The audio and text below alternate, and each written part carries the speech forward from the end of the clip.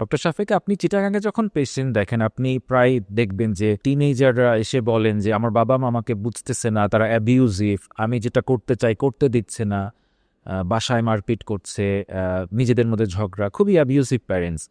তো সেক্ষেত্রে সন্তান হিসেবে তারা কি করতে পারেন? অ্যাজ এ সাইকিয়াট্রিস্ট আপনি তাদেরকে কিভাবে সাজেশন দিয়ে থাকেন?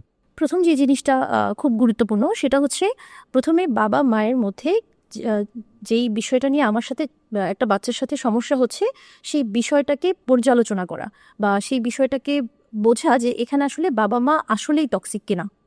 2 নম্বর জিনিস হচ্ছে অনেক সময় দেখা যায় বাবা মায়ের মধ্যেও কিন্তু ব্যক্তিত্বজনিত সমস্যা, পার্সোনালিটি ডিসঅর্ডার থাকে, অত্যধিক রাগ থাকে এবং কারণ ছাড়াই বাচ্চাদেরকে বকাঝকা করে।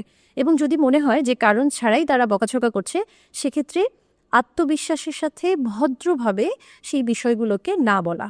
অনেক সময় বাবা মার ক্ষেত্রেও হঠাৎ করে সন্তানের কাছ থেকে না শোনার অভ্যাস থাকে না, কিন্তু যখন এই জিনিসটা আমি ভদ্রভাবে করার প্র্যাকটিস করব, ধীরে ধীরে বাবা মা বিষয়টা বুঝতে পারবে। চতুর্থ যে বিষয়টা সেটা হচ্ছে যদি বয়সটা এমন হয় যেখানে আমি যদি ক্যারিয়ারে ফোকাস করি, কিছু সময়ের মধ্যে আমি একটু ফাইন্যান্সিয়ালি বা ক্যারিয়ারের দিক থেকে ইন্ডিপেন্ডেন্ট হয়ে সেই জায়গায় আমার পরিবারে আমার গুরুত্বটা স্থাপন করতে পারবো এবং পরিবারে আমার অপিনিয়নটা একটা ভ্যালুয়েবল হবে। সেক্ষেত্রে নিজের ক্যারিয়ারে ফোকাস করে পরিবারে তার অপিনিয়নের একটা গুরুত্ব তৈরি করা।